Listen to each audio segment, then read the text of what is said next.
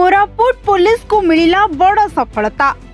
कोरापुट जिलार निशा द्रव्य विरोधी अभियान में प्राय 200 कोटी अधिक टंका मूल्यर हासिस तेल और 5 कोटी टंकार गंजेई जबत कर विशेष सूत्र खबर पाई डीआईजी निर्देश में कोरापुट एसपी नेतृत्व में एक स्वतंत्र दल गठन कर योजनाबद्ध भाव चढ़ाऊ कर ओडिशा आंध्र प्रदेश सीमा निकटस्थ पाड़ुआ थाना अधीन स्थायी मैन्युफैक्चरिंग यूनिट उपर चढ़ाऊ कर 180 लिटर अधिक हासिस तेल जहाँ गंजेई प्रस्तुत होता है जबत कर आनुमानिक बजार मूल्य प्राय 225 कोटी टंका हेबो बोली आकलन कर अभियान समय हासिस तेल प्रस्तुति में व्यवहृत विभिन्न सामग्री और उपकरण मध्य जबत कर घटनास्थल अभियुक्त मैंने फेरार हो जाइथिबा बेले सेमानकु गिरफ्त करने चढ़ाऊ जारी रही। सेहीपरि नंदपुर थाना पुलिस 1143 केजी गंजेई जबत करने सह 4 जन अभियुक्तों को गिरफ्त करिछि। जबत गंजेईर आनुमानिक बजार मूल्य प्राय 5 कोटी टंका हेबो। 2टी पिकअप गाड़ी रे चोराचालान हेउथिबा संपर्क रे सूचना पाई पुलिस चढ़ाऊ करितिला।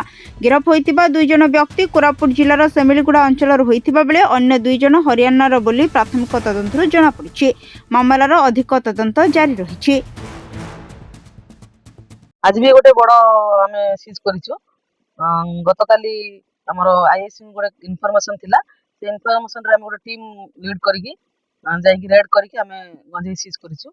गतकाली जो इनफॉरमेशन रे हमर आईआईसी टीम लीड हमर मुचिमपुट से माने एक्सपिकअप रे आनले जिंस 40 बैग से माने कइले माने कि टॉय बिक्री माने मुचिमपुट या ना लागिछि सेरा सब चेक करथिलु आ तंका आई कार्ड तांकर पता चेक 46 रो बस्ता जो हमें जरी बस्ता करछु ग्राम आ इथिले हम 4 जन नाथ बेहरा बाबा आ सुंदर ए 2 जो लोकल सिमिलीगुड़ा रो कोठु माने आनुथिले आपण जणा पड़िबो पिका समित निज नारे रखिछि 2 जन डॉक्यूमेंट जो कोरापुट प्रमोद कुमार जेना रिपोर्ट सरकार न्यूज।